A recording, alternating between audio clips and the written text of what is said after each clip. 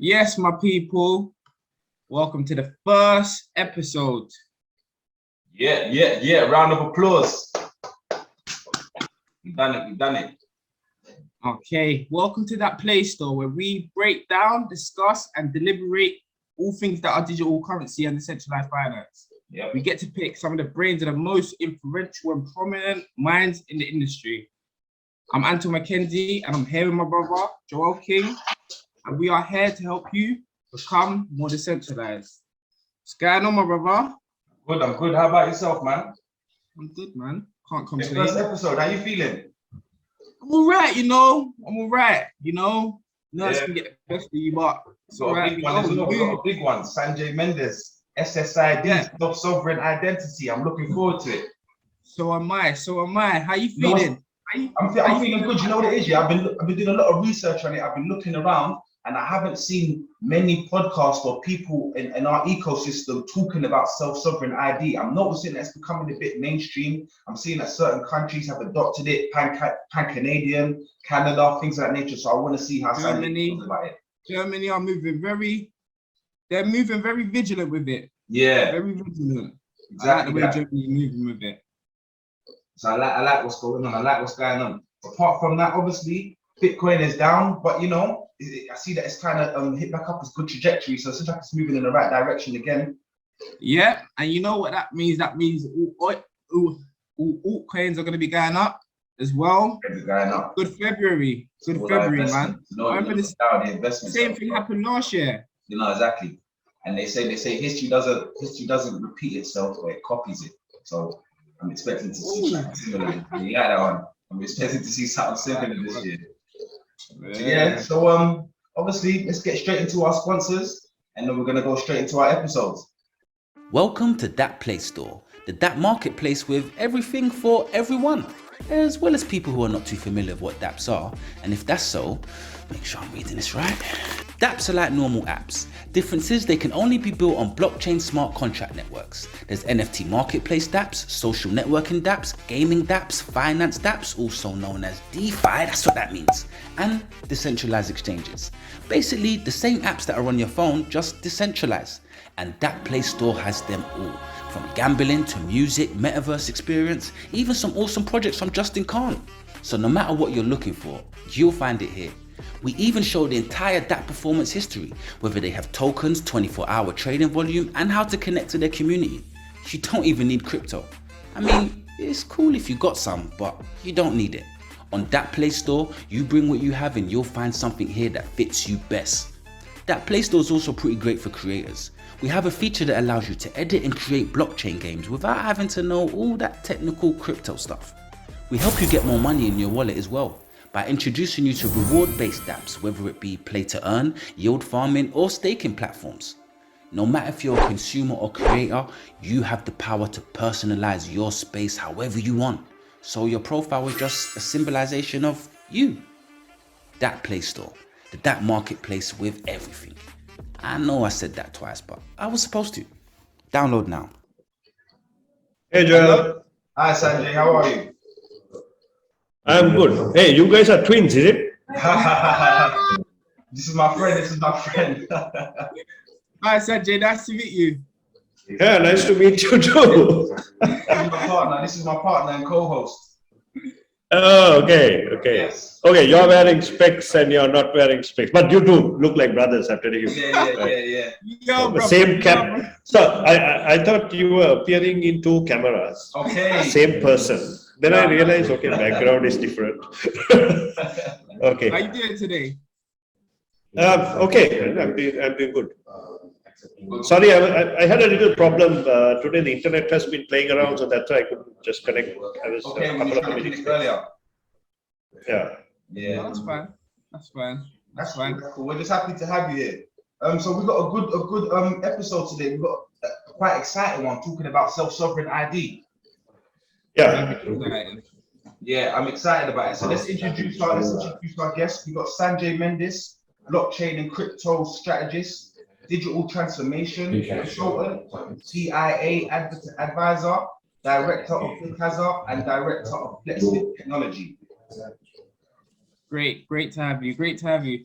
So my first question, Sanjay, if you could just explain in simple terms, Flexspin technology, just for the viewers, just so that they can get a broad perspective on how you guys work, your ecosystem, the user experience. If you could just talk me through. Okay, so before I go there, I need to touch on a key factor in identity, right? Okay. Till blockchain came into fray, identity was centralized, right? If you look at it, you sign on with Google or you sign on with Facebook, right? What happened in Web 2.0, as we call it, right? The birth of centralized companies started becoming billion-dollar companies, and the commodity was us, right? The product was us, nothing else. Not data to monetize. Right.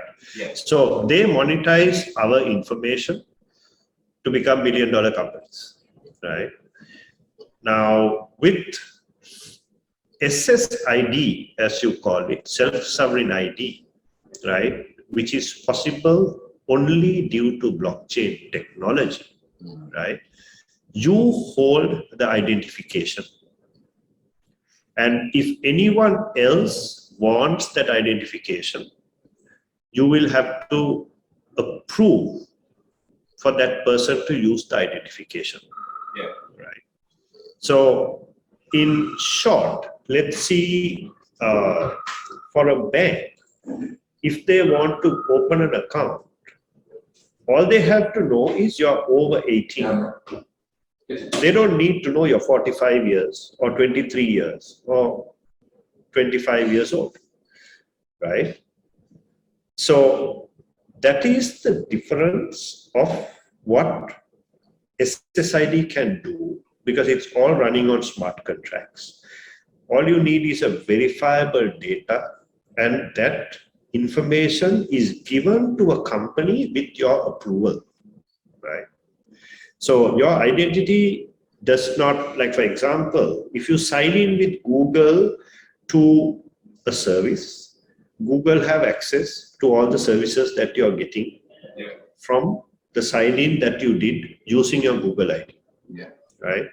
Facebook is the same thing. We don't think twice. We say, okay, log in with Facebook, right? And we log in with Facebook because it's easier for us, right? But what happens is when you log in with Facebook to a third-party application, they have the access of everything that we do on that third-party application, right? Whereas on SSID, that does not happen because there is no central party controlling that information. It is your ID, it is with you, and every transaction that you do is between the transactor and you. All the information is on the blockchain. So that's simply put what the solution is all about, right? So it's being implemented for hospitals, it's being implemented now for education, because docking of certifications, right? A lot of people everywhere in the world dock certifications. Even Harvard admits that, you know, some of the certifications in Harvard are docked, right? I can say I'm a Harvard graduate and I go to some place in a different country where they don't even have access to get proper information from Harvard, right? They will say, okay, I'm a Harvard graduate. There are so many doctors who are in the world who operate with false licenses, right? So with SSID, because it's verifiable, right? Let's say I graduate from Harvard and I get a SSID from Harvard. When I have it in my wallet application, I can't dock that. I can't go in and say I'm a graduate from Harvard without having the certification from Harvard, right? So that is one area that SSID is really going through, and also for the first time it complies with GDPR. Is that like the attributes? So the attributes in terms of the university degrees and credentials and membership status. Yeah. Use those. Everything. Yeah. Right. So so then why in a legal framework, why it's important is because it has the advantage of what you call immutability, and also it is approved by the W3C standards, because this is what they have been working towards, where your information is controlled by you, not by a third party, and also GDPR, where your information is controlled by you, not by owned by a central party, right? So that is the key advantage of SSID. Okay. So what FlexID is doing, FlexID was founded in Africa, right? Because in Africa, SSID as a whole, or your company was founded in Africa? no, I'm talking about FlexID, which is now the company I represent, right? On that, the advantage of that is we are focusing in Africa, South Asia, where most of the 80% of the world's unbanked reside, right? And why are they unbanked? Because banks do not spend money to go and open branches in most remote areas. It is not cost effective, right? And due to this reason, what happens is people who are in the micro industries, right? The vegetable seller, the fish vendor, right? Or the person who sells something on the side of the street. When they want money, what do? They have to go and get the money from a loan shark, because no bank will give you funds, because you don't have a credible identification, you don't have a credit history, right? Now, with having SSID, because it is so low cost, right? The cost of a transaction is less than $1, right? You can afford to have onboard people from any location, even remotely, right? So that gives a huge advantage for financial institutions, and also for the consumer, because let's say they can put transactions into their wallet, right? They can have a credit history, which is also immutable, right? So after a while, you'll be able to go to a microfinancing company and say, I'm a fish seller. I have been doing $100 a week of sales. Can I have a loan for $50? Okay, so you use just your transactions to show that you're working. You can have your transactions, right? Yeah. So based on the transactions, you can evolve your credit worthiness in the world.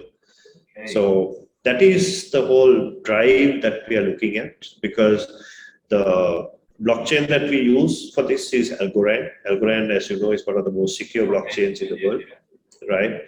And so that is one. And also we are looking at a payment system, like for example, Twitter now, if you enable Bitcoin transactions on Twitter, you can I can transfer you a Bitcoin using Twitter, right, with your Twitter handle. So like that, with your FlexID handle, somebody can just transfer funds to you in the network with the Algo network, and your cost is going to be less than $1 to transfer that fund. So that brings me to one of my questions, because I was going to ask, do you think that SSID ecosystem need their own native token? Because the usual, it's not working. There's no fiat for the way that the usual transactions. Yeah, so the token what we can use is we can use any token on the SSID network, right? Or you can use a stable coin, or you can use. So we are looking at launching our own token in the ecosystem as well. Okay. Okay. Also, what I was going to ask you, so is this another way that users can monetize off of their data as well? Because as you said, yes, of course, because now you can actually sell your data, right? Exactly. For example, DNA data is now selling in the market. Recently, I was listening to a program. You can sell it at apparently $700 to $1,000, right? Because all your data now is there, and people who want to buy it will want to basically pay you and get the data, because they can't. Yeah. Of course. So will Web2 companies have to comply with this? Would there have to be a digital identification with all Web2? Yeah, so it is getting there. It is getting there. It is going to take a bit of time, but it is going to get there. Yeah, I've noticed there's been increasing government support with digital identification in the United States, Homeland Security support. Globally, Europe is already pushing it. Singapore is looking at it. Hong Kong. I'm looking at pushing it in Africa. Then Sri Lanka is looking at it. So there is a big demand for that. So who's the issuer of this of the ID? So for example, there's usually there's like a trust triangle. So the issuer would be the government, the holder would be the user, and then the bank would be the verifier. Who's the issuer in this department? Yeah, so issuer can be anyone, right? Because the identification has to be issued by somebody, right? So initially, it is your ID.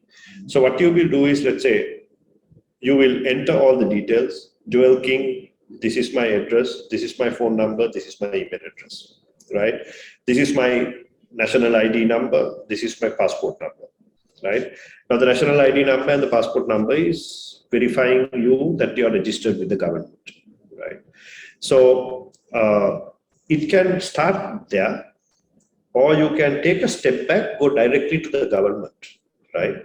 Where the government can issue your national identification on SSID, right? On the blockchain. That's how you have to request. Yeah. Okay. Right. So the initial ID. Sorry, you can only do that in certain countries. No, you can do it globally because it is going to because the global in the blockchain identification runs on a certain agreed technical platform, right? If you're building, it could be Algorand, it could be Ethereum, it could be R3. They all have an agreed platform, agreed by the W3 foundation. That if you're building it, you have to build it in this agreement so that, let's say, your SSID is done in Algorand and you go to China and it's done on Hyperledger. If the two can't interoperate, then it won't make sense. But the way it is done, it will interoperate. Okay. So SSI is, like you said, it's been getting a lot of mainstream all over globally. So how does that help with your company? You said you're focusing right now on Africa and South Asia, and why do you feel like those are the main parts of the world that you should be focusing on now? Because that is where the main part, nearly 80% of the world's unbank is in those two sectors. Africa highest, UAE second, and Asia third. I agree. So those places definitely need it. So is there like a ledger that you can keep your IDs back to? Because as of recently, there's been a lot of people been stealing all their yacht clubs and crypto punks and getting stolen from people's Metamask and wallet. But is there a ledger that your digital ID? Okay. So see what happened about. Okay, good thing that you brought that up, right? People have been stealing stuff you said on OpenSea when they were shifting their modems to Lux, Rare, and all of that. Right? Mm-hmm. So what happens there is those are centralized operations. Okay. It's like an exchange getting hacked, right? Okay. Why is when an exchange gets hacked, exchange does not run on a blockchain. Only a decentralized exchange runs on a blockchain. That is why even in exchanges, you say you keep only the funds that you are trading in the exchange, right? You don't put all your funds on the exchange because if it is not your keys, it is not your crypto, right? As you say. So the same way, Metamask hacks are happening not because of fault of Metamask, that is because people have just signed up for Discords, they've just connected their wallets into Discord, so Discords get hacked, and then as a result, people get hacked, right? So it is not the technology, it is where it is being used. But in SSID, that won't happen because you're not signing up for Discords and you're not signing up into buying NFTs with your SSID. SSID is specifically for purposes of verifying and taking your ID, and your keys are anyway locked because it's like when you have Ethereum domain now, right? You don't need to show even your public key, you can just show the domain. So it will be a subdomain that you just show. Okay. How do you see businesses and companies being able to use the digital identification to help grow? Same thing, because one key problem that companies have is that, okay, you can go to a bank and say, I'm a director in this company, and give doc credentials, and there is no way to sometimes verify it, right? If it's in a hurry, people will just look at it, okay, this has a company letterhead, fine, he's a director of this company. Yeah. Whereas what we are trying to do, this actual case that we are trying to do is, if it's a company, there are, let's say, 3 directors in the company.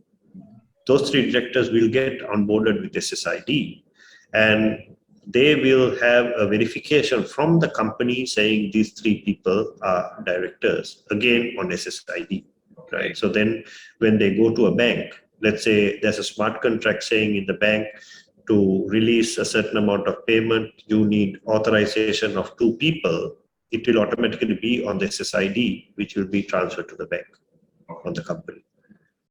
And any regulation which changes, let's say one director leaves, immediately the protocol can change because it's on blockchain and it's immediate, right? So similar to like a DAO, it's like autonomous. Yeah. Okay. Same thing. Okay. All right. Well, you see, for example, right now we have say I've got my driver's license and I've been stopped by the police, yeah?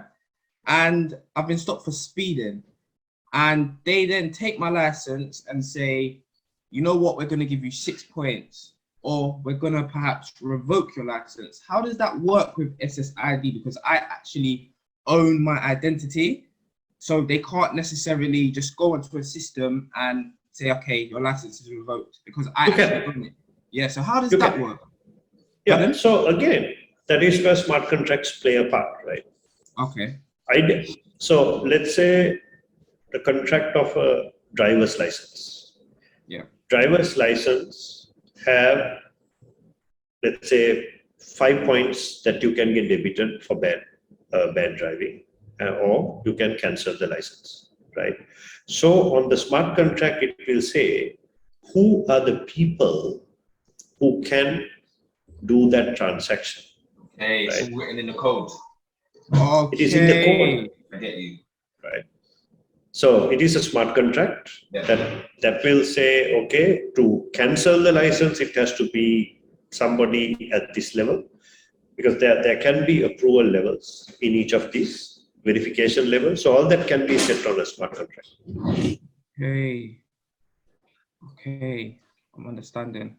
Okay. Yeah, so you don't need to even have police anymore, because if you are registered and your car is registered in your SSID, when you're going on a speed trap, and if you're too fast, you can lose a point automatically. Automatically, yeah. Crazy. That is mad. So that is the fear, right? So you get those things as well. Right? It's always a good sign and the bad time. Of course. Wow, that's interesting. I like the way blockchain is being used for so many different aspects of things. Because I didn't even think about the identification part of it in the beginning of this. You know, when you first start getting into crypto, you're just looking at the coins and chasing those things. And as you dig deeper, you get into DAOs. And then as we came across you and your page, is when I started doing more research into SSID, and it's like totally blown my mind. So all the things you can do is proper interesting. I'd like to share something with you that I read something written by Christopher Allen. The 10 guiding principles of SSI. I want to know how you feel about this, if you agree with this or not. So existence, users must have an independent existence. Control, users must control their identities. Access, users must have access to their own data. Transparency, systems and algorithms must be transparent. Persistence, in identities must be long-lived. Portability, information and services about identity must be transportable. Interoperability, identity should be as widely usable as possible. Consent, users must agree to the use of their identity. Minimization, disclosure of claims must be minimized, and protection. The rights of users must be protected. Yeah, so this is the mantra of SSI. Simple. Yeah. The 10 guiding principles covers everything. Yeah. So do you agree with that, Sanjay? Yeah, we have to agree with it, right? Because the other thing was, the key thing there was the control, right? Of if you can just share that again to go into the exact point, which is system and algorithm must be transparent, right? Which is the key, right? And that is why we use Algorand. Because Algorand is one of the most secure public blockchains which are available. So if your hash is there, right, if, your public key of your ID can be checked by anyone, right? You don't need to check your ID. You can go on to the public ledger and check it because it's on the Algorand network. That is the main difference of having a private network. Like you get R3 and you get so many private networks which do not share that information outside. So then the whole point of that transparency goes off. So that is where the debate lies in. When you go into SSI, it has to use a public blockchain with the proper security. Hence, why we chose Algorand, because of it being public and it is one of the most secure networks out there. Okay. Thanks, Joe. Yeah, that's fine. I like the interoperability part and the consent. I like those. Yeah, so this is why I told you about the interoperability. Just because somebody uses Hyperledger or somebody else uses Ethereum or somebody uses Algorand, it should be able to speak to each other. I understand that. So they should all be on the same layer, essentially, like a layer 0. Yeah. Okay. I just want to go back to Flexspin technology for a second. So say for instance, today, if I wanted to actually set up my own self-sovereign identity, what's the process? Do I just go online and fill in a like a form, and then how does it actually work? If I wanted to actually so there is an app at the moment, right? So on that you can basically fill that up, but only thing for it to get approved, if it is not accepted in the place, so it's basically this. No, I don't. Can you? I don't think. Yeah, I could see it. You can barely see it. So you can create an account. You can do all of that. But the key thing in SSID is it has to be verified, right? There's no point in you putting all the information. It has to be verified, right? So verification, where is it verified, is the key. So in the networks that we are doing, the verifier is in some of the projects that we are doing. Verifier is a bank. Verifier can be a telco. Verifier can be a hospital system. So the countries that are going into it, initially how it's going is it's like a eKYC, where let's say a bank is onboarding customers, they're getting it verified, and they say, okay, bank 1 verified your identity. Then we are convincing bank 2, hey, bank 1 has verified it. Why don't you do this? Because then you're cutting back a lot of time for you to onboard a customer, thereby you're also being able to onboard a customer for your bank with the minimum hassle by the customer. So those are bank 1 on board is going to be a struggle, or unless if they're not compliant. So if a bank's not compliant, how do you get them to be on board? What do you mean a bank is not compliant? So if they don't have digital identification? Most banks have, because now in Sri Lanka, I'm not saying the bank has to have digital identification. You just need to verify it. Right? We need to put the identifier, so they have to be a node in the system where the bank will say, I will accept digital ID, right?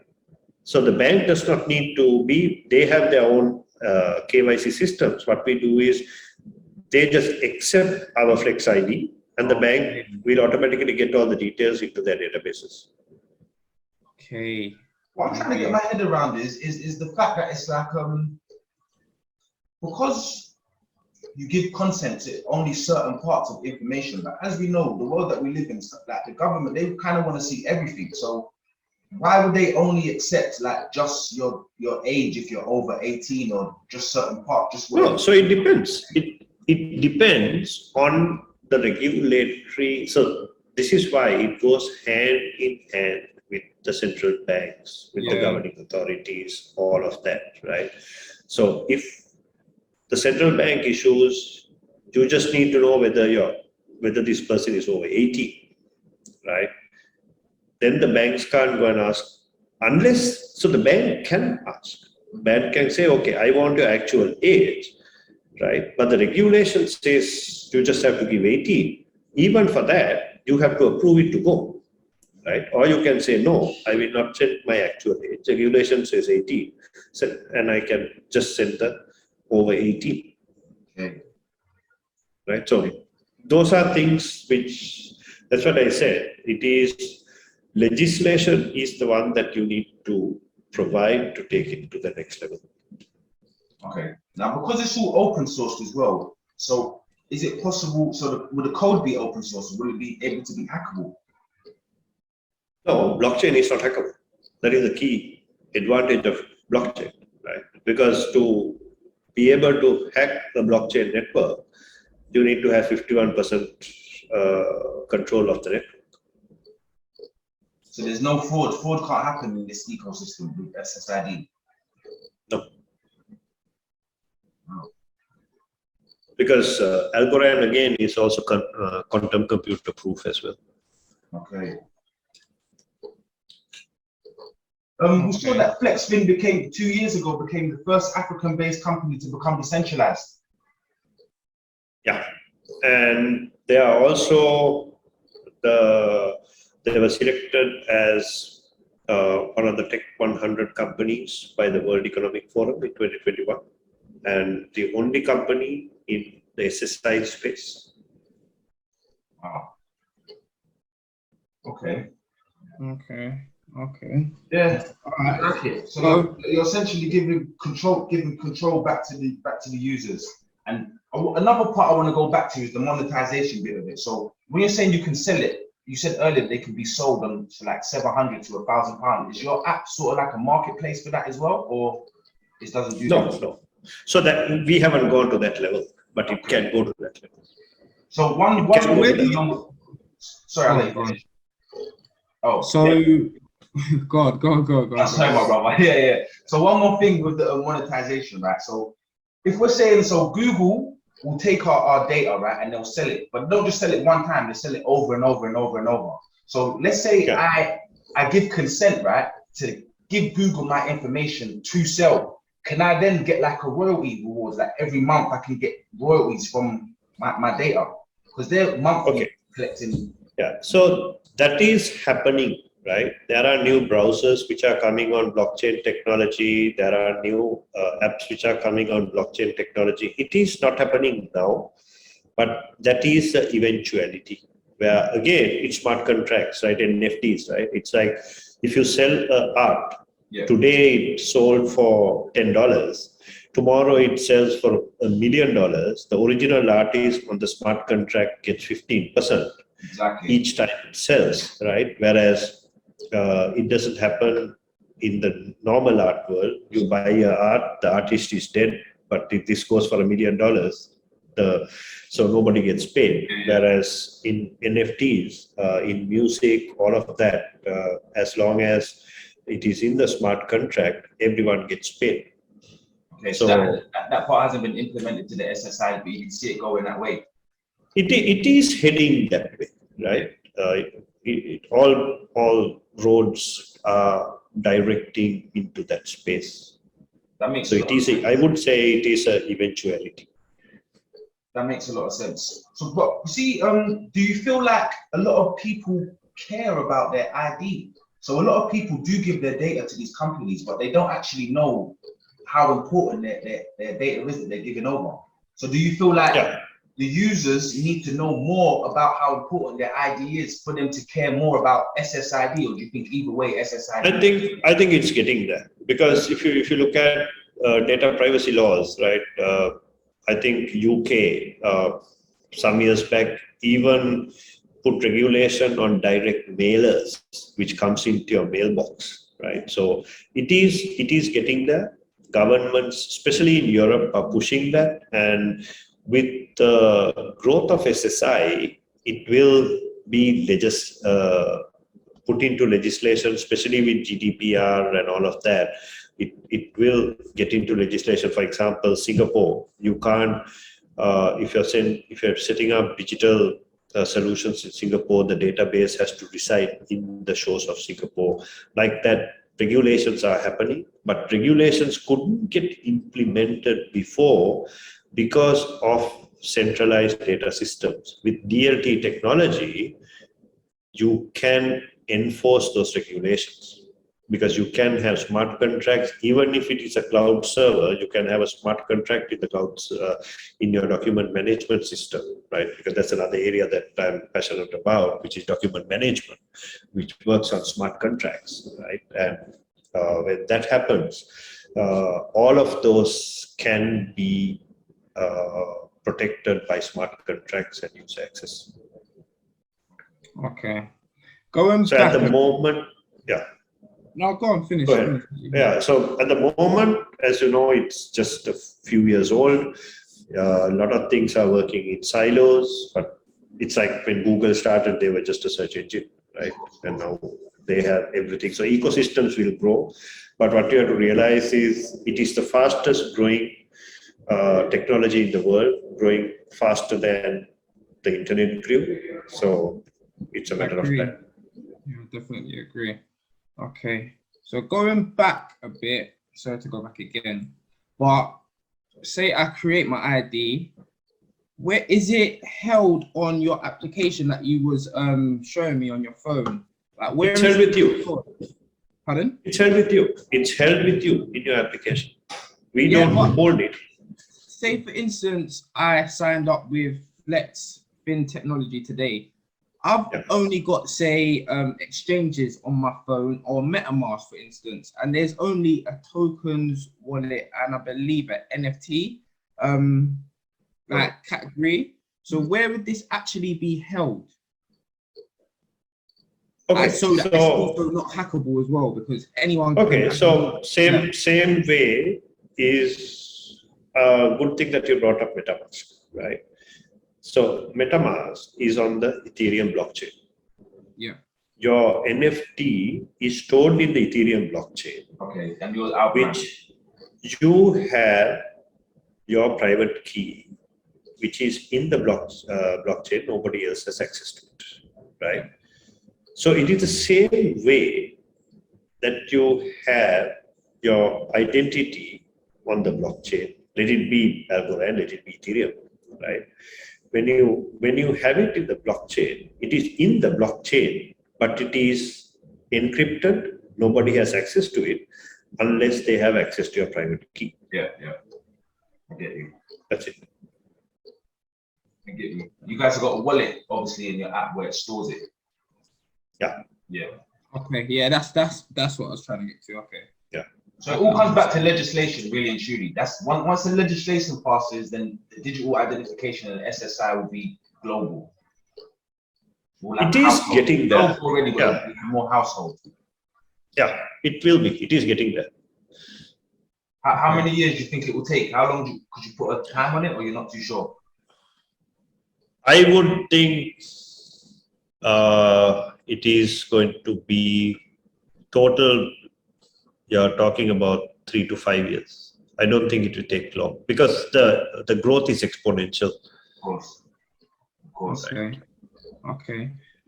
Last few questions, but on average, how much would it cost the user to set up an SSM ID, or would it cost anything? No, there won't be a cost to the user. Okay. There won't be a cost to the user. And for the institution to use that, because it is using the Agora and blockchain, it costs less than $1. Okay. It will be transactions. Okay. So one more thing as well. According to consumer research, there's 1 billion out any form of identity. Flexspin technology, do you guys plan to like cut down this number and eventually like eradicate that number so everyone has ID? That is our focus. Okay. So my last question, Sanjay. Because that is directly correlated to the unbanked population in the world as well. Is that another reason why you guys like say targeted Africa? That is because actually the founder, who is Victor, when he moved from the US back to his home country, Nigeria, he couldn't get an ID. That was the birth of FlexID, because he couldn't verify his identification because he just moved into the country and he couldn't verify. That's a good point, because I'm half Nigerian as well. So when I go back to Nigeria and I tried to set up ID, it was the same issue. I couldn't get my identification. Yeah, same thing. When I moved to Malaysia, I'm in Colombo now. When I went to work in Malaysia, I wanted to open a bank account, right? And the bank said it's going to take 1 month for me to open a bank account because they had to verify my identity, right? Whereas luckily I had a international bank account also. So because of that, they opened the account in the international bank. But otherwise, it takes so long because you need to have permanent address, you need to have employment, you need to have all of that, right? And then depending on the government to government regulations, they need to send the information sometimes to the local central bank to see whether this person is legitimate who's come to this country, right? So those are the problems which digital identity is going to solve. I agree. I definitely do agree. So you think CBDC is going to be a helping hand in this ecosystem?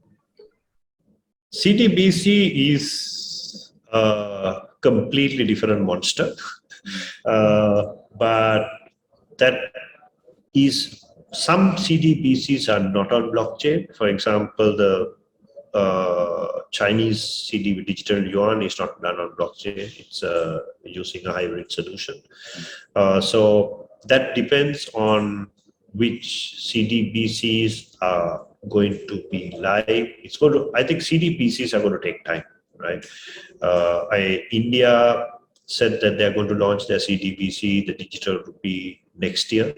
I know the US dollar, they're looking at digitizing it, but that and identity systems to correlate, it's going to take time, because there are so many implications in CBDC. Because just imagine, why do you want to keep money in a commercial bank when you can keep your money in a central bank? What is safer, right? If that is the case, commercial banks are going to be in a lot of trouble. Right? A lot. So this kind of questions are things that need to be asked. So that is one. The second one, would you want your central bank to know every single payment that you made? Because if it is digital currency, they will know if you bought a pack of cigarettes to a bottle of alcohol, right? So those are the issues where money doesn't have, right? Money, if I give you $100, nobody traces where it is. Only if it's cash. I mean, if it's a card, you can still kind of trace it. You get the transaction. Card you can, but I'm talking about cash, right? Yeah. So these are the issues that because CBDCs have it has an advantage. It also has its disadvantages on privacy, because you need to look at digital privacy happening on CBDCs. I get you. So some people might not take to that because everyone can see where your money's going. You can actually check on LinkedIn. I shared a nice video on a recent program conducted by the IMF on CBDCs. Just watch that. It's on my LinkedIn. I shared it. It's pretty. I would say it was non-biased. So it was quite a nice discussion, including they even interviewed the People's Republic Bank's head who was driving this in China. So it was if you want to learn about CBDCs, watch that video, you'll understand. And that's where I got the idea of, hey, commercial banks are going to go out of fashion if CBDCs come. Yeah, makes sense. Sanjay, thank you very much for coming today. It's been a pleasure. I got one last question, which you kind of answered anyways. But obviously 2021 was the year of NFTs. Is it too early to say 2022 might be the year SSID or not yet? Hey, 2022 was the year of NFTs. I think 2023 will be the year of SSID. Okay. I like that. All right, Sanjay, thank you again. Thanks a lot, guys. Thanks for inviting me. Yeah, it's a pleasure. Anytime. Hopefully we can have you back again. So all our listeners, check Sanjay's socials, his LinkedIn, Facebook. Everything will be down below in our descriptions. Thank you again for viewing. Thanks a lot, guys. Thanks a lot, Sanjay. Thanks.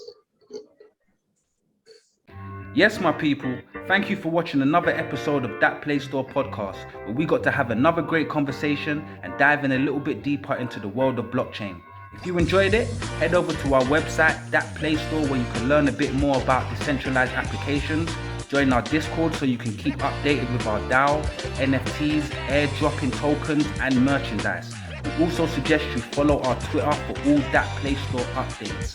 We've got more episodes coming, so don't forget to subscribe and hit that bell. Thank you for watching, and don't forget this is not financial advice, so do your own research and do your. Thank you again, and we'd love to have you on our journey. This is ThatPlayStore.